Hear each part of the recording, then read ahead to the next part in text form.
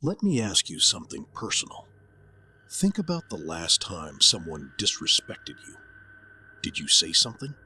Or did you go quiet, tell yourself it wasn't worth it, and carry that feeling home alone? If you stayed quiet, this video was for you. Because here's what Nietzsche understood that most people spend their entire lives learning the hard way. The way people treat you is not about who they are. It's about what you've silently told them you'll accept.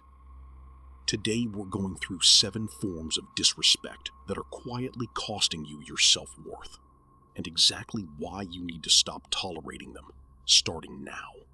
There's a difference between someone who makes a mistake and someone who looks you in the eye and lies to you, knowing it will hurt you. That second type isn't just dishonesty, it's a message. It's someone telling you, I don't think you deserve the truth. Nietzsche wrote in Thus Spoke Zarathustra that truth-telling is an act of courage, which means every deliberate lie is an act of cowardice, directed specifically at you. And here's the personal part. Every time you forgive a deliberate lie without consequence, you don't just lose trust in them, you slowly lose trust in yourself. Because deep down, you knew, and you let it go anyway. Once, understandable. Repeatedly, that's a pattern you chose to stay in. You know the feeling. A joke at your expense, a cutting remark in front of others, and everyone laughs, including you, because what else do you do? Social psychologists call this dominance signaling, using public humiliation to establish a power hierarchy. It looks playful. It isn't. The person doing it knows exactly what they're doing. They're not just making a joke. They're testing how much you'll absorb to keep the peace. Nietzsche was clear. A strong individual does not let others define their worth. And your silence in that moment, it defines it for them. You don't have to explode, but you do have to respond.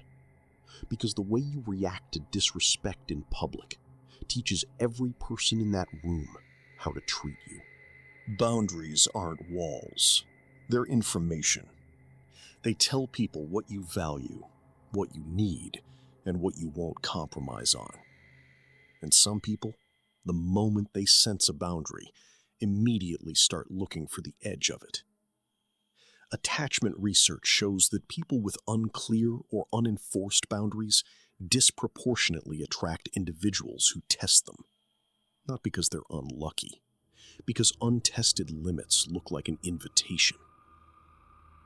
Nietzsche believed every person must create their own moral code, their own rules for living with dignity. If you don't protect your boundaries, you're not being kind. You're being unclear. And unclear boundaries don't get respected. They get ignored.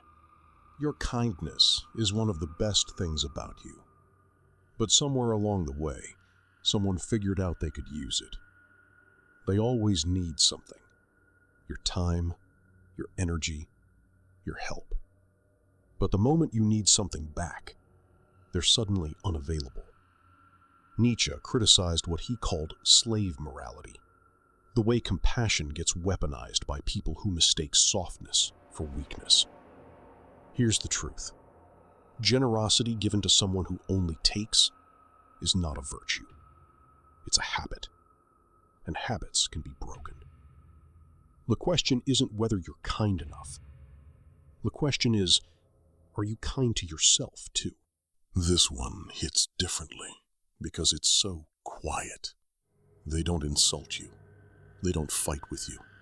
They just only show up when it's convenient for them. They disappear for weeks, cancel last minute, come back like nothing happened. And because they're not being openly cruel, you keep making excuses for them. But here's what's actually happening. Intermittent reinforcement. The same psychological mechanism behind addiction. Unpredictable attention creates stronger attachment than consistent attention. Your brain starts chasing the moments they do show up and forgiving the long silences to get there. You're not weak for falling for this. It's literally how human psychology works. But now you know, and knowing means you have a choice. Someone who treats you like an option has already told you your value to them. Believe them. You're overreacting. It's not that serious. You're too sensitive. If you've heard these enough times, you've probably started to wonder, maybe they're right. Maybe I am too much. That doubt, that's not self-awareness.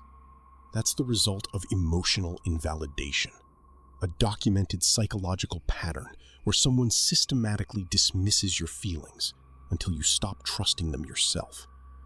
Nietzsche wrote that emotions are an expression of your will, your lived experience of being alive. Dismissing them isn't just unkind, it's a form of erasure. Your feelings are data.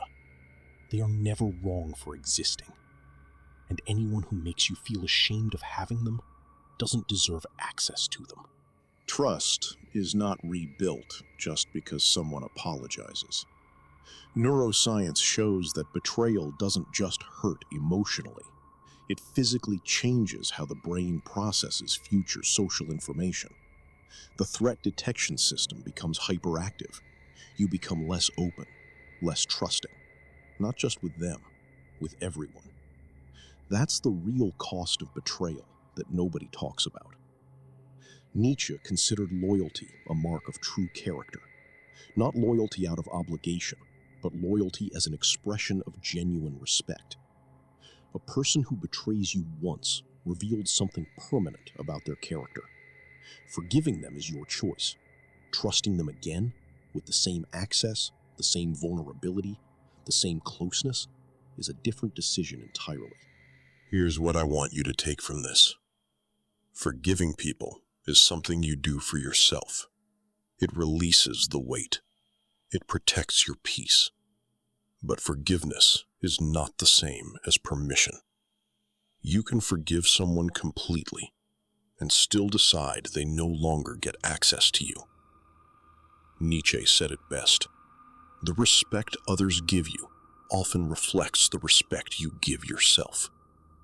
So here's your question, the one I want you to sit with after this video ends. Which of these 7 have you been tolerating? And what would change if you stopped? Drop the number in the comments, because I guarantee you're not alone. And if this hit close to home, subscribe, because next we go even deeper into the psychology of self-worth, power, and the people who quietly drain both.